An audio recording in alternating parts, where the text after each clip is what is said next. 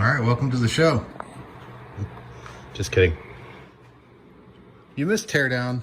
I wouldn't say you missed it, but essentially I just gutted what was left. As you can see, the cylinders aren't in terrible shape. Like I said, nothing got hurt. So you just barely see, that's less than 10,000 miles of wear on some pretty nice cylinders. So I'm not doing anything with them. We're gonna clean this thing up, and I've got some clearancing to do before I slap the innards in. Clearancing, you ask? Well, okay, sure, you got me. My big secret's probably out. This is gonna be a stroker motor, and by the time we're done, it'll be a 512. The beautiful thing about this is the stroker motors for these from 440 source they don't require a whole lot of work. So this detail is mainly about what you have to do to the inside of your 440 if you're going to go that route. Now, I'm going for an 1/8 or more clearance on any of my rotating assembly. So I'll show you a better detail of that, but this shot is specifically for showing exactly where we're going to do some of this clearancing. So you can't really see it well, but there's a light little pinpoint right there that I put with a punch. And what I'm going to do is I'm going to radius this kind of like a chamfer all the way past that, but that's where the bolt head came. It's close to 1/8 of an inch, but it's, I don't know. I could probably run it, slap it together and run it the way it is, but I'm a little obsessive compulsive about things spinning quickly and contacting. So each one of these casting bosses, they're a hair different. You can see that's this is cylinder 1, bottom of 3 here. It's a little different, but you can tell that pinpoints in a little different spot.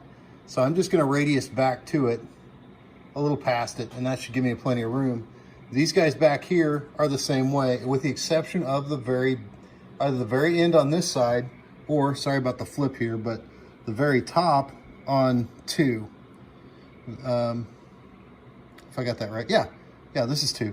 This is the bottom of 2, and you can see that it's got the same kind of an abbreviated little area there, which gives us plenty of room. If they'd have done these all like this, you could put the stroker thing in and not have any problems. But then as we work our way down the other side of the block, they have the same little spot here that needs to be ground down a little bit. So I'm gonna go and do all the grinder work, and then we're gonna send this thing off to have it cleaned up before we slap it back together, and I'll give you some more details on that here in a minute.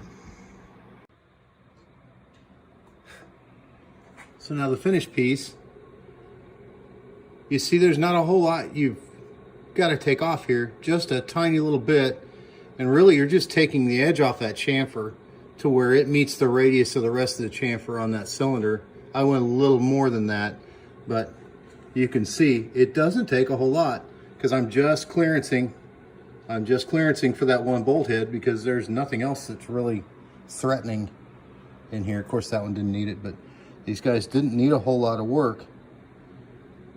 Just a real light little buzz. And of course that's in the bottom of the cylinder, so as long as you deburr that with a stone, which we're gonna hone them, just give it a quick little hone, and you'll never know that was there, and give me a little extra peace of mind. So now it's off to hot tank.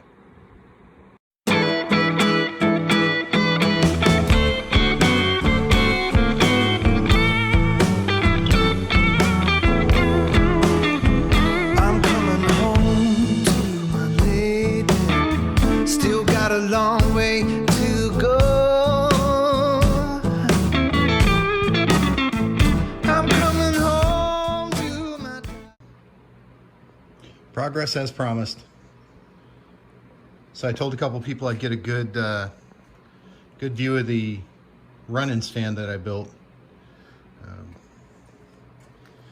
Really isn't too spectacular. You can kind of see that this is just a K-frame.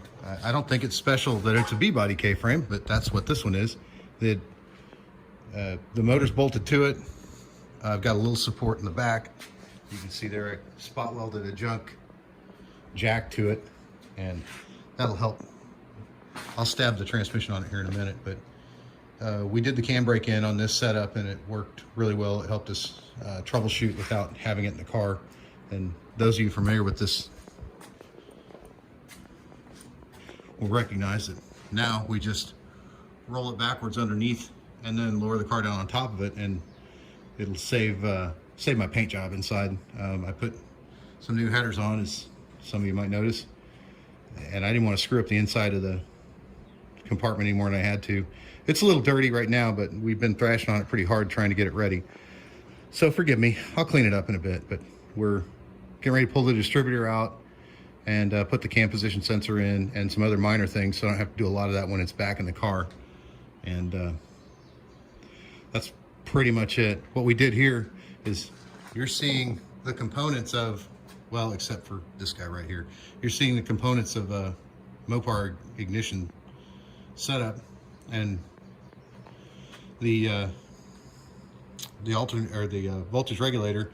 I'm running a newer Dakota alternator in my serpentine setup that puts out a lot more amperage, and these are super easy to set up. That way you just run your field wire and your positive wire to them, and they behave just like the other ones do, except with a lot more output. This guy here, you guys will recognize, GM HEI setup. We run that with this is just a Proform distributor. It's nothing special, there's no special curve in it. Not that we care, we're not keeping it. I just needed something to fire it up, and I got rid of all my stuff when I went EFI. So I had to go buy another one of those. I'm not happy about it, but I'm not going anywhere with that. So it'll stay where it's at, and this run stand will set up. There's no reason you couldn't set this up. Mine is set up special so that it cradles my radiator, and then it just simply bolts. I got lazy and welded one of them, but it just simply bolts to the K-frame. So there's no witchcraft here. It's super simple, and it's plenty for a run-in. You know, you don't get a lot of vibration on these anyway, or you shouldn't. So you can just fab up your radiator for whatever radiator you have and run those horns right off the subframe. And the bottom part of this is not part of the, I guess it is part of the run-in stand. I really didn't think about that before we started this, but I got this plan off the internet, and it's got nice big wheels. There's a couple little receivers in the, I don't think you can see them from here, but there's a couple little stubs that come off of the top of that hit the subframe, and and just hold on to it.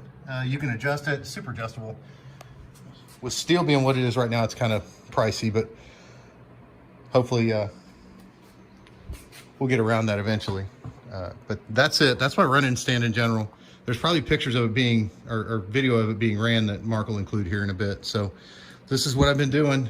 Wish me luck. I got like 5 days left for Power Tour, so I am still holding on to hope. So I'm gonna get back at it. Thanks for watching.